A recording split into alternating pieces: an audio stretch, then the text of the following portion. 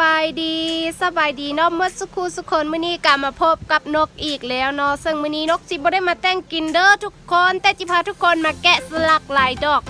ลักเล่พยัคฆ์กีบนั่นเองเนาะทุกคนมื้อนี้เนาะวัตถุดิบในการแกะสลักมื้อนี้นกจะใส่เป็นมากเนาะทุกคนซึ่งมากนี่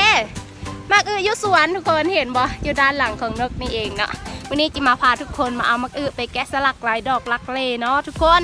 เป็นแบบเดิมสิงามหรือบ่งามจะเป็นบ่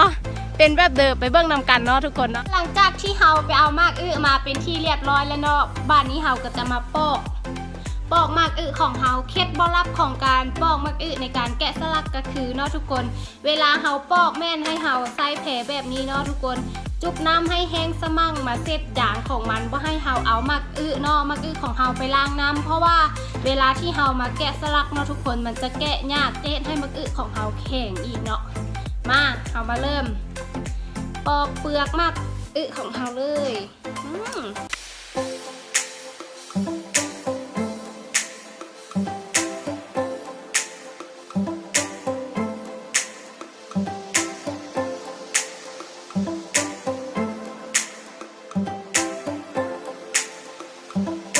จากที่เฮาปอกมาก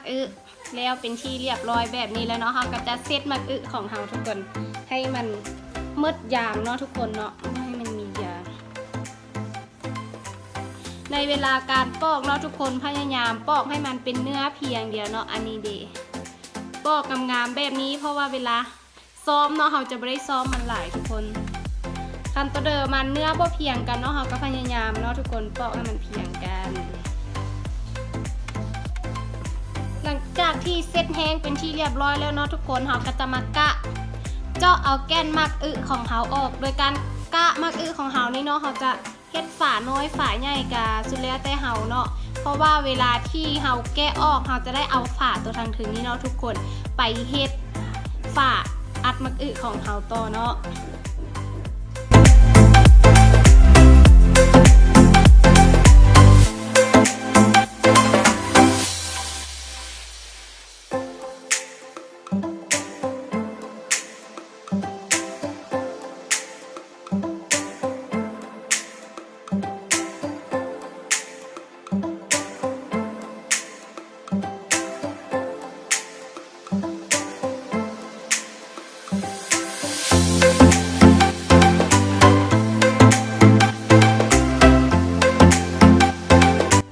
ทุกคนมากของเฮาก็ถือว่าเอาแกนออกเรียบร้อยแล้วเจาะฝาของมากเรียบร้อยแล้วเนาะ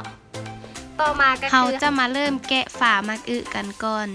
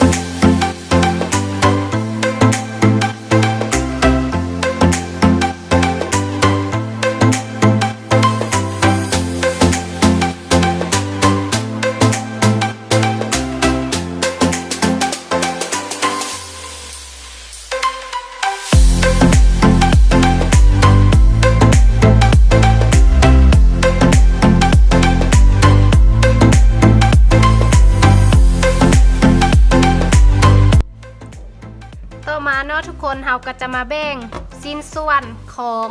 กีบดอกลักเล่พยัคฆ์กีบอีกเนาะทุกคนสำหรับการแบ่งสิ้นส่วนของเฮาจะเฮ็ดแบบนี้ก่อนเพื่อให้กีบมันเสมอกันเนาะ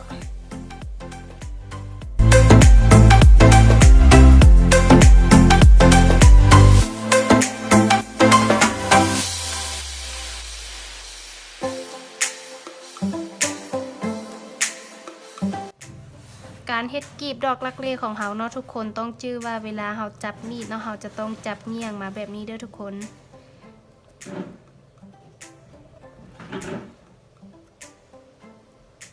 ถ้าเฮาบ่สำนานเนาะเฮากับปาดลงเทื่อละหน่อยเนี่ยทีแรกเนาะก็จะได้เป็นแบบนี้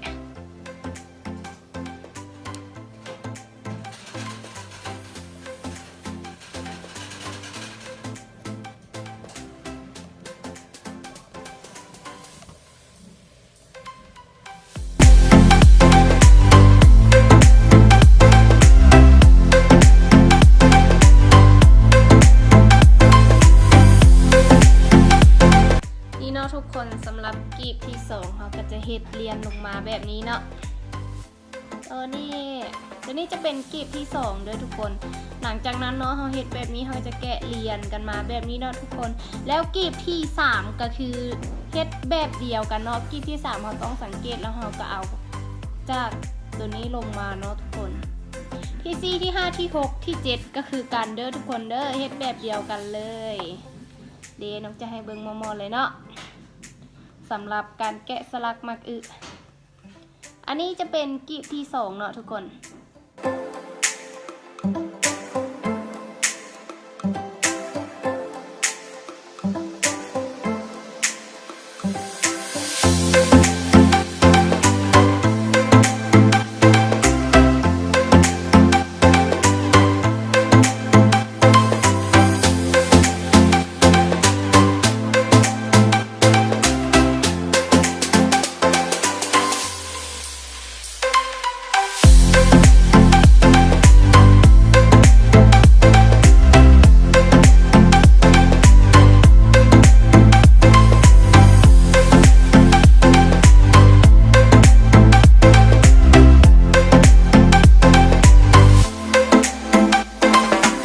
แกะสลักมักอึหลายดอกลักเล่พยัคฆ์กีบของเฮาก็ถือว่าสำเร็จเป็นที่เรียบร้อยแล้วเนาะทุกคนเป็นแนวเด้อถ้ามักคลิปนี้ก็อย่าลืมกดไลค์กดแชร์กด Subscribe เพื่อเป็นกำลังใจให้สาวเมืองพวนส่วนแซ่บเด้อทุกคนเนาะถ้าอยากให้นกแกะสลักเนาะทุกคนรายใดก็สามารถคอมเมนต์ได้เด้อแล้วพบกันในคลิปวิดีโอต่อไป